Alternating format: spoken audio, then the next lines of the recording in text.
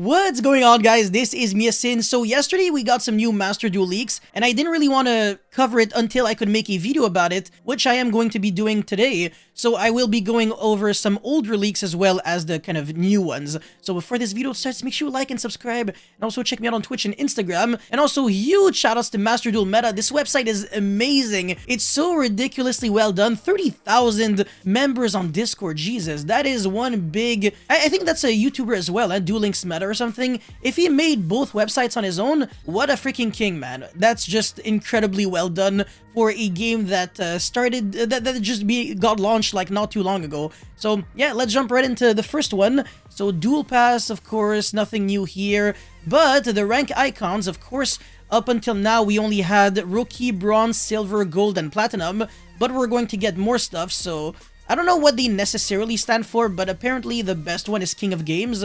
So it's going to be nice to just be able to play above Platinum, because it just feels like it's almost too easy to get there, and you don't necessarily have to play a serious deck. So if you really want to play competitive, then you can at least get rewarded in nothing, actually, just bragging rights. Oh yeah, I'm a king of games, but realistically, it doesn't actually give you anything in real life. But yeah, the badges are pretty freaking sexy, so I'm pretty down. And Blue Eyes White Dragon, any day of the week. This is a big bear. I love bears. I mean, I'm Canadian. And this looks like the freaking logo of luxury gaming, so I swear.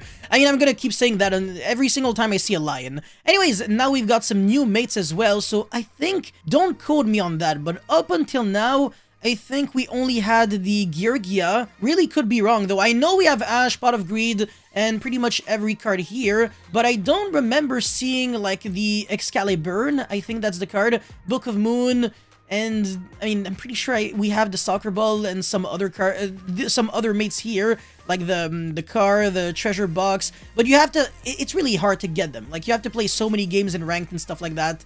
But yeah, it's going to be cool getting even more mates, even though it doesn't really impact your gameplay. It's just aesthetic. Some more structure decks, I guess. Again, not that it changes anything. This looks like Kaiser Glider. This is obviously Blue Eyes White Dragon. King Dragoon, Junk, Sink, whatever, who cares? Colossal Fighter, I don't care about this card. Decode, yeah, yes, okay. And another yes card. So yeah, not too bad. Alright, now let's get into some other leaks that were in January 26th. So it's actually kind of crazy how I never really saw that before today.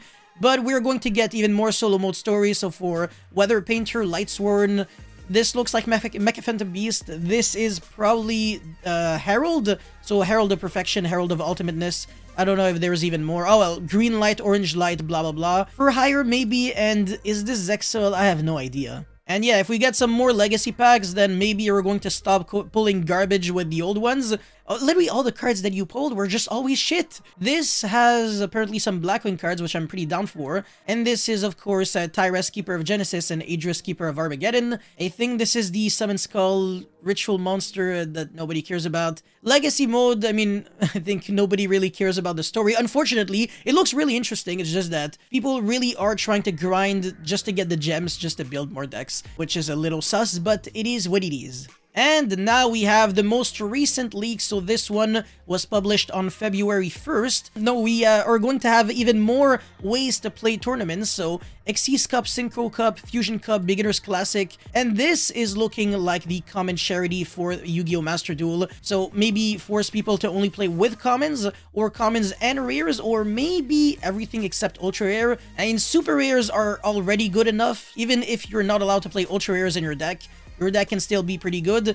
And in common charity format, I think, and I said I think, I might have a good idea of which deck might be the best. Since it's completely different from real-life Yu-Gi-Oh!, you can't really play Gookie anymore because a lot of the extra deck cards are really high rarity, so that doesn't really work. But I've actually found out some cards that were pretty insane for a common-only format, so yeah, it could be nice.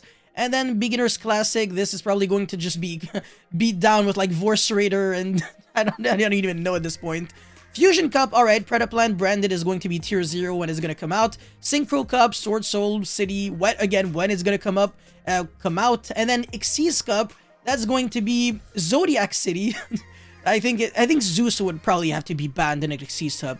Everybody and their mother would be playing Zeus, and like, I mean, just Zodiac, honestly. It's actually tier 0 in that kind of format, where the only monsters that can be in your extra deck are Xyz. At the same time, you can kind of argue that you don't really have to necessarily play an Xyz deck, or a Synchro deck, or a Fusion deck. You can just play freaking Eldritch and Flunderees, and you don't even care about your extra deck, so like, it's all good in the hood, you know what I'm saying? So imagine if in all these 3 cups, all you just ever play against is just Eldritch. So much fun, oh my god. And yeah, we have some more events. So tournament. In this event, a group of 50 players compete for ranking. Duels may also include players from other groups. We can only have 50 players per group. So does that mean that you could actually create like infinite rooms just for yourself with like as many players as you want, but it's just that each room is only 50 players? Because the thing is, if you want to host a tournament on like your when you live stream or something and you want to have more than 50 players, it's so hard to like keep track of everything because everybody's on different groups, so it looks a little hard. But if only the limit of 50 players was never a thing, that would have been a little better. But again, I mean, people would always complain, oh yeah, if it's 64 then it's also not enough, 128 not enough, 256 not enough, Bernard. Keep dueling during the tournament period and battle it out with other players in your group for points. So a win gives you 200, a draw gives you 100, and a loss makes you lose 100 points. A little weird because usually when you win, you just get your money back after a loss, but now you can literally afford to have like a ratio of 2 losses per win, and you'll just go even. So what the frick is this? I think the system is supposed to only benefit the winners. Apparently you can have like a really bad day, just keep on losing and losing. Yeah, I don't know why is that the case. I almost find it funny how they even have a system for draws, because in a best out of 1, it's really freaking hard to have draws. Like very, very hard. Imagine game 1, 50 minutes in time, and people still have 8,000 life points each? Nah, unless there's like a other way for like both players to have like, to drop to 0 life points at the exact same time.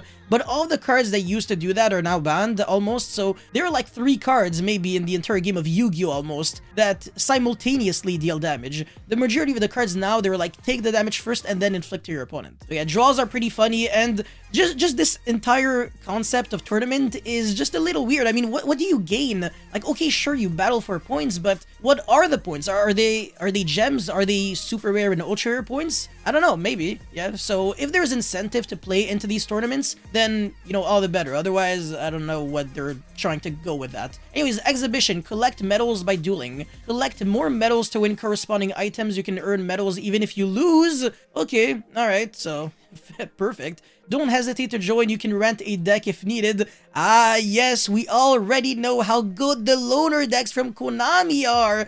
Yeah, I can't wait to play Ruin, Queen of Oblivion, and freaking Armageddon. The worst cards ever, man. Oh, Brick City. Yeah, loner, no. Just build your own deck, man. Don't even bother with that.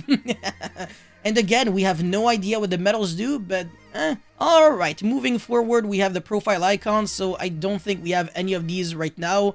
Forbidden Droplet, Majesty, True Draco, Judgment Dragon, Punishment Dragon, Draco Sack, and Herald of Ultimateness. More pretty cool icon frames, so this time we actually have like a kind of a glare on the frames, on top of having a pretty nice color. So yeah, whatever the mates, I think all these are new. I don't know, monster art, this is irrelevant. It's literally just your banner when you open up Yu-Gi-Oh! Master Duel. So Charade, Dingirsu, Kagari, Crusader Avermax, whatever the frick this is, I don't care. Some other cards, yeah, whatever. Accessories, so some cool sleeves, and that's pretty nice. These mats are looking really cool, especially this one. I'm a huge fan. So yeah, no, hopefully hopefully they're not going to be too hard to get. 600 gems on mats, that's ridiculous, man. I'd rather just buy packs at this point. Anyways, some field parts. This really doesn't matter. I love the question marks here. This is actually really hilarious. Look at this, man. So we have the flower cardian thingy and, well, the maid base, and we also have the widget board, which kind of looks really freaking cool. So this is for final or death or whatever. Yeah, in the TCG it's final, in the OCG it's death. So overall, pretty nice, but you're never really gonna care about that. You're gonna be too focused on trying to draw max C and hand trap your opponent when you play. Outside of like maybe people who really spend a lot of time on the game, nobody's gonna care enough for the aesthetics. But I know I will, especially if you're trying to be a completionist and have like everything on one account. But if you're playing on 10 different accounts, then this is just not really something that you're really going to be chasing for. And the reason why you're trying to have different accounts is because you're trying to have easy decks, a lot of decks in different accounts, because when you create a new account, it's so easy to get gems in 2 seconds, but in one account, the resources are very limited. Anyways, that's pretty much it for this video. Let me know what you guys actually think of all that in the comment section below. Don't forget to like and subscribe, and I'll see you guys next time. Peace.